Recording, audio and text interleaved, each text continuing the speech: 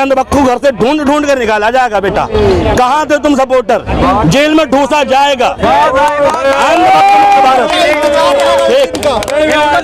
ये अभी भी कह रहे ना अंधभक्त, ये उस दिन का अगर मैं खुल के बोलता हूँ, मैं अंधभक्त हूँ। अगर भारतीय जनता पार्टी को एक वोट मिलेगा तो वो मेरा होगा। सीने के डंके की चोट पे बोल रहा हूँ ये चीज। कोरोना वायरस है, ये इलाज नहीं है, परहेज करें। हेलो दोस्तों, आज एक और इंटरेस्टिंग वीडियो लेकर आपके सामने हाजिर हुआ हूँ। वीडियो को अंत तक देखते रहिए, बहुत मज़ा आएगा। तो चलिए शुरू करते हैं। कोरोना वायरस है, ये इलाज नहीं है, परहेज करें। तबाह होके भी दवाई दिखती नहीं है, अंधभक्ति है, दवाई बिकती नहीं है। वोट दे रहा है में ये एजुकेशन के बारे में नहीं बोले, इतनी देर में हॉस्पिटलिटी के बारे में नहीं बोले, ये बेरोजगारी के बारे में नहीं बोले। इन्हें याद आया हिंदू मुसलमान, यही है अंधभक्ति। और इसी को चाहता हूँ मैं, अंधभक्त मुक्त भारत, इसी विचारधारा का अंत चाहता हूँ मैं कि बात हम करेंगे जायज नाजायज की, और ये कहेंगे हमारा धर्म टारगेट कर दिया। ठीक, इनसे कोई भी बात कर लो, ये घुमा फिरा के हिंदू मुसलमान पे आएंगे, घुमा फिरा के मंदिर मस्जिद पे आएंगे। भर दिया गया हिंदू भाई दंगे हुए, इनको ये लगता है मुसलमान मरता ही नहीं। अरे दंगों में इंसान मरता है, चाहे हिंदू हो या मुसलमान, मरता है सिर्फ इंसान। ठीक, और दंगा सुनियोजित होता है, नेता कराते हैं, हमेशा नेता कराते हैं। इन्हें हमेशा क्या है, उसमें हिंदू मुसलमान का एंगल नजर आ रहा है दंगों में। ठीक है, लास्ट सवाल है, क्या लग रहा है कि उपचुनाव को देखते हुए इस तरीके के माहौल बन रहे हैं? उपचुनाव को देखते हुए नहीं, 27 में योगी जी की कुर्सी जा रही है। जो लोकसभा में योगी जी की, ठीक है, वैल्यू घटी है, योगी जी की जो लोकप्रियता घटी है, उसकी भरपाई हो रही है।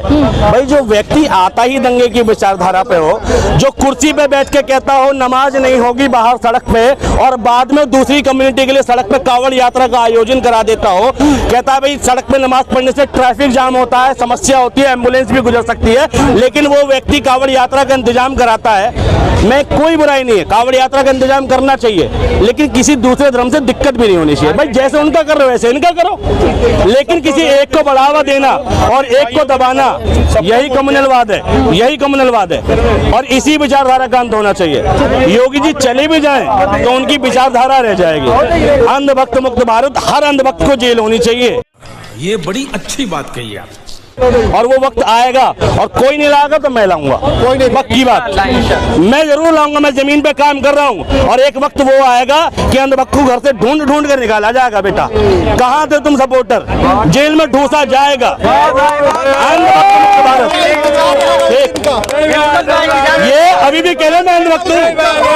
वाह बेटा, लगता है तुम गू खा के ही मानोगे। ये उस दिन का अगर मैं खुल के बोलता हूँ, मैं अंधभक्त हूँ। अगर भारतीय जनता पार्टी को एक वोट मिलेगा तो वो मेरा होगा। सीने के डंके की चोट पे बोल रहा हूँ ये चीज। कोरोना वायरस है, ये इलाज नहीं है, परहेज करें। कोरोना वायरस है, ये इलाज नहीं है, परहेज करें। तबाह होके भी दवाई दिखती नहीं है, अंधभक्ति है, दवाई बिकती नहीं है, और कुछ नहीं। लाइलाज बीमारी है, सिर्फ और सिर्फ एक साथ फिनिश किया जाएगा इन्हें। एक इनका इलाज नहीं, ये सुधर नहीं सकते, ये कैद हो सकते हैं, इनको बॉक्स में बंद करा जा सकता है। वक्त आएगा, ठीक, वक्त आएगा, ठीक है, जब अंधभक्त की विचारधारा, मेरी नजर में आज राष्ट्रद्रोह की विचारधारा है, और एक दिन देश की नजर में राष्ट्रद्रोह की विचारधारा मानी जाएगी। आज नहीं तो कल मानी जाएगी, और जरूर अंधभक्त से जेल भरेंगे। ये अंधभक्त मुक्त भारत चाहिए मुझे। आपने एक बहुत अच्छा बात बोला, कांवड़ यात्रा पे योगी जी ने ये स्टेटमेंट दिया, ठीक है, आपने एक अभी लाइन बोला है, अच्छी बात है, देना ठीक है, हाँ। और आपके नमाज पढ़ने पे जो रेस्ट्रिक्शंस लगाया गया, हम एक्सेप्ट किए, ठीक है, लेकिन कहीं ना कहीं आपके दिमाग में भी ये बात जरूर है, जो कांवड़ यात्रा को अलाउ किया गया, आप ये क्यों नहीं बोले एक बार भी, जो यार कांवड़ यात्रा है सपोर्ट करके चलते हैं उनको, जो लोग साथ साथ चले। भाई मैं बताता हूँ, मेरे अंदर तो इतना सद्भाव है, ये कांवड़ यात्रा में अगले साल चले और मुझे साथ लेके चले, मैं तैयार हूँ। ठीक है, ये कहते हैं ना कांवड़ यात्रा, मुझे धर्म से ऑब्जेक्शन नहीं है, गलत न कह रहा हूँ, यही अंधभक्ति है। मैं राजनीतिक ऑब्जेक्शन की बात कर रहा हूँ। मुझे दिक्कत योगी आदित्यनाथ की सोच से है, हिंदू धर्म से नहीं। मज़ा आया, और मैं ये जो मज़ा है हिंदुस्तान के हर व्यक्ति को देना चाहता हूँ। ठीक, मैं बचपन से मेरे घर के बगल में नीलम माता मंदिर था, नवरात्रि के 9 दिन गुफा में जाते थे हम लोग दर्शन को, कोई दिक्कत नहीं। और नाम अमीरुल हसन है मेरा। ठीक, और सुनो, आपको प्रॉब्लम नहीं था तब ये बात क्यों बोला? देखा, मैंने कहा समझ में नहीं आएगी। मैं कह रहा हूँ राजनीतिक विचारधारा। भाई एक मुख्यमंत्री, सुनो क्यों बोला, सुनो क्लियर कर दे रहा हूँ, अगर पेशेंस हो तो सुनना। जब कोई व्यक्ति मुख्यमंत्री बन गया, ठीक, तो मुख्यमंत्री एक संवैधानिक पद है। वो उस व्यक्ति का भी मुख्यमंत्री जिसने वोट दिया, और जिसने नहीं दिया उसका भी मुख्यमंत्री है। प्रदेश के हिंदुओं का भी मुख्यमंत्री है और प्रदेश के मुसलमानों का भी मुख्यमंत्री है। और हमारा संविधान कहता है पंथ निरपेक्ष से ऊपर उठकर कानून काम करेगा। तो जब टारगेट भाई एक धर्म के मानने की बात आ जाती है, तो तुम्हारा पंथ निरपेक्ष बीच में क्यों आ जाता है? दोनों धर्मों के लिए समान कानून क्यों नहीं लागू हो रहे? जब कहाँ लागू है?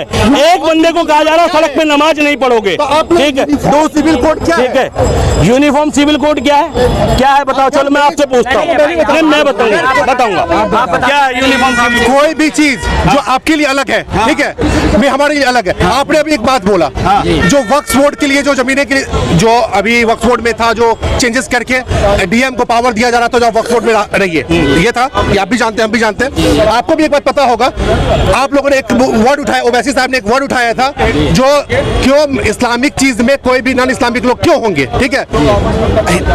मैं आपको एक चीज बताता हूँ, हमारे यहाँ हमारे किसी भी बोर्ड में आप देख लो, चाहे वो श्राइन बोर्ड हो, चाहे वो केदारनाथ बोर्ड हो, चाहे वो तिरुपति बोर्ड हो, उसका हेड कौन होता है? कमिश्नर। वहाँ का जो कमिश्नर होता है वो होता है। हमें कुछ छुपाना ही नहीं है, जो रियलिटी हम उनको सामने रखते हैं। क्यों? अब क्या कमिश्नर क्या मुस्लिम नहीं होता है? कमिश्नर मुस्लिम होते कि नहीं? मैं आपसे ये पूछता। इन्होंने ये कहा अभी के है ना, तुम्हारी तरफ से पत्थर मारे जाते हैं, ये क्यों हुआ?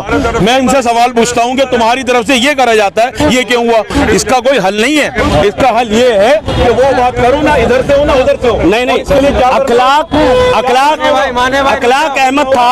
एक मिनट भाई, बस यही ये इतनी हत्या हुई मॉब लिंचिंग की, इतनी हत्या हुई मॉब लिंचिंग की, मुसलमान मारा गया।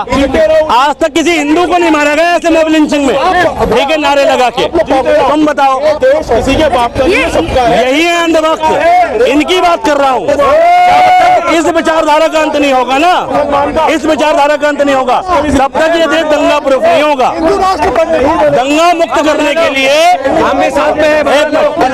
इसकी भी हत्या हुई, वो चिंतनीय है, निंदनीय है। किसी एक व्यक्ति की भी हत्या हो रही है तो उस प्रदेश की मुखिया की जिम्मेदारी नहीं होना चाहिए था।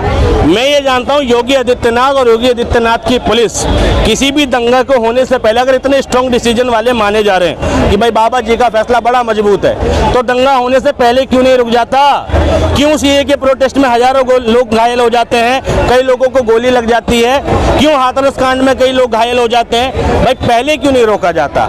भाई हाथरस में क्यों बेटी का बलात्कार हो जाता है? ठीक, क्यों ब्रजभूषण ऐसे बयान दे देते हैं? क्यों इतने सारे विवाद हो जाते हैं? अगर योगी जी सच में पावरफुल हैं और मैनेज कर सकते हैं तो दंगा होने से पहले करें।